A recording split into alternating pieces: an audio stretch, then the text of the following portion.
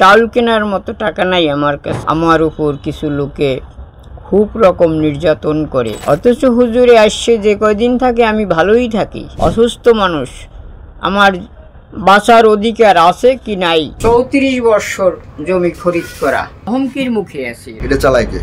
ওই কাকাইয়ারা। এটা কি আপনাদের? এটি সৎসঙ্গ প্রার্থনাগার এবং এই তো ঠাকুর। এই মন্দিরের জন্যই এই বাধা বিঘ্ন আসছে। নিমাই চন্দ্র মিস্ত্রি, বরগুনা সদর পৌরসভার সংলগ্নে জৈনপুরী মসজিদের দক্ষিণ পাশে আমি একটু নির্যাতনে আছি। মানে কিছু কিছু লোকে আমার এই জমির উদ্দেশ্যে খুব রকমের চাপ সৃষ্টি করে এবং সময় সময় জীবনের ঝুঁকি নিয়ে থাকতে হয়, যাহা অসহ্য। কেউর কাছে কোনো কথা বলতে পারি না। এই অবস্থায় জীবনযাপন করতেছি। ব্যবসার বয়স 40-এর উপরে। বরগুনা শহরে আমি একজন সাধারণ মানুষ।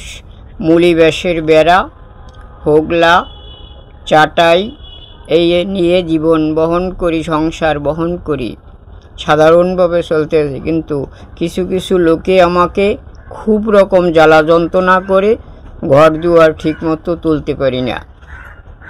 এইভাবে জীবনযাপন করি ভয়াবহর উপর। একটা কিছু হইলেই এরা কিছু সময় সাংবাদিক পাঠায়, কিছু সময় অন্য অন্য ক্ষমতাশালী লোকজন আসে পাঠায়, যাহা বললে শেষ করতে পারি না। নিজের অসুস্থ মানুষ, 2 বার এক রাত্রে স্ট্রোক করছি, তারপরও এর কাছে আমি সমস্ত কষ্টের কথা বলতে শিকার হয়েছি, যাহা বললে শেষ করতে পারি না। কিছুক্ষণ আগেও এক লোক এসে যে আপনি ঘর তোলেন, অথচ আমি নিজের জীবিকা বহন করতে পারি না, চাল কেনার মতো টাকা নাই আমার কাছে। এইভাবে এখন জীবনযাপন করি। এক প্রশাসকের লোক এসে আপনি নাকি ঘর তোলেন। আমি কি, দেখো তুমি ঘর তুলি না 2 ঘর তুলি, তুমি ঘুরে ঘুরে দেখো। এইভাবে আমার উপর কিছু লোকে খুব রকম নির্যাতন করে, নিজের চলতে খুব কষ্ট। এইভাবে এখন জীবনযাপন চলছে আমার। কীভাবে বাল বাচ্চা নিয়ে থাকবো? বাল বাচ্চার উপরও অনেক অনেক সময় অনেক লোকজনে নির্যাতন আনতে চায়, করতে চায়, করে। এটা ছলিমুল্লাহ সাহেব আমাকে সেটেলমেন্ট দলিল দিয়ে গেছে।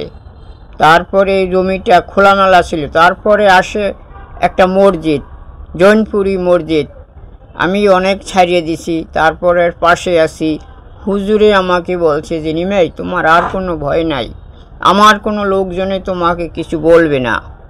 অথচ হুজুরে আসছে যে কয়দিন থাকে আমি ভালোই থাকি।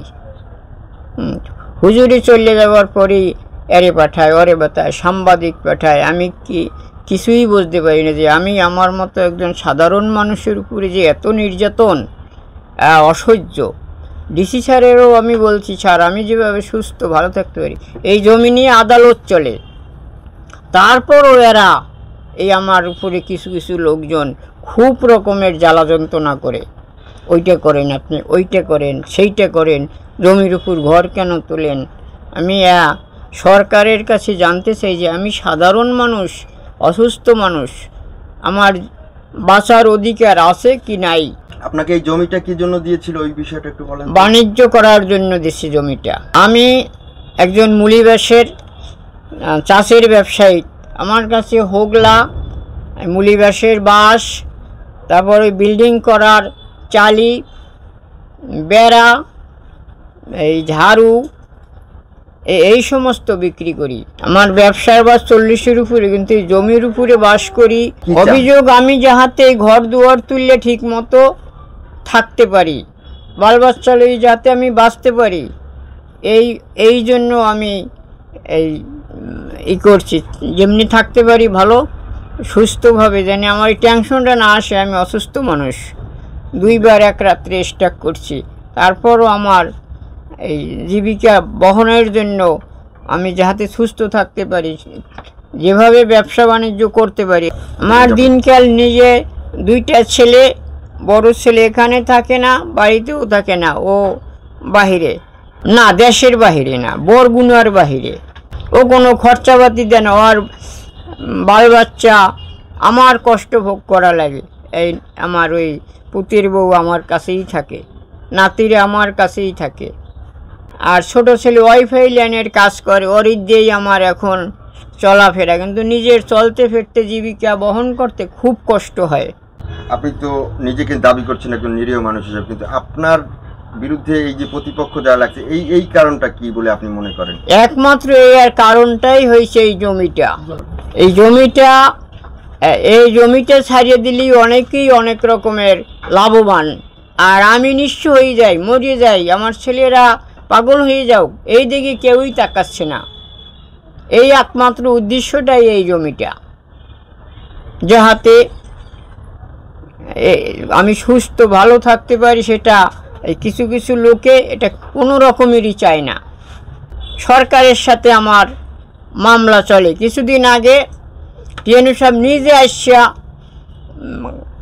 খাস কাছারি টিএনও স্যার ডিসি সাহেব তাকে দিয়েছে যে যাও ওখানে দেখো কী ঝামেলাটা কী জমি নিয়া।